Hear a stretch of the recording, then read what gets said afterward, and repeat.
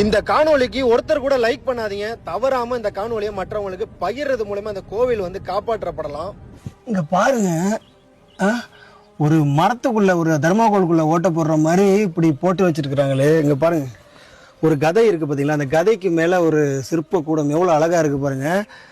இங்க பாருங்க, இந்த ஏதோ மரத்துல வந்து வடு வாங்க தெரியுங்களா, சும்மா அப்படி செதுக்குற மாதிரி ஒரு பாறாங்கல்லுல வந்து, அதுவும் ஒரே கல், எங்கேயுமே ஜாயிண்டில் பாருங்க, ஒரே கல் எத்தகைய பெருசுல செதுக்கி இருக்கிறாங்க.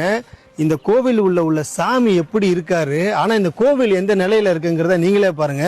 இந்த கோவில் எங்க இருக்குன்னு பாத்தீங்கன்னா திருவண்ணாமலை மாவட்டம் ஆரணி வட்டம் அங்க இருக்கிற கே தோப்பு அப்படிங்கிற பகுதியில் இருக்கிற யோக லிங்கேஸ்வரர் அப்படிங்கிற ஆலயம் எந்த அளவுக்கு சிதலமடைஞ்சிருக்கு பாருங்க. முடிஞ்ச அளவுக்கு பகிர்ந்து வெளியில இருக்கிற மக்களுக்கு தெரிய வைங்க. இப்படி பிரம்மாண்டமான ஒரு கோவில் இடிஞ்ச நிலையில இருக்கு அப்படின்ட்டு.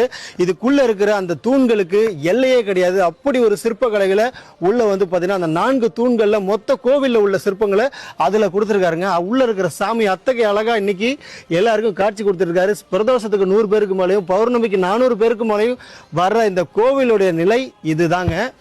பாருங்க.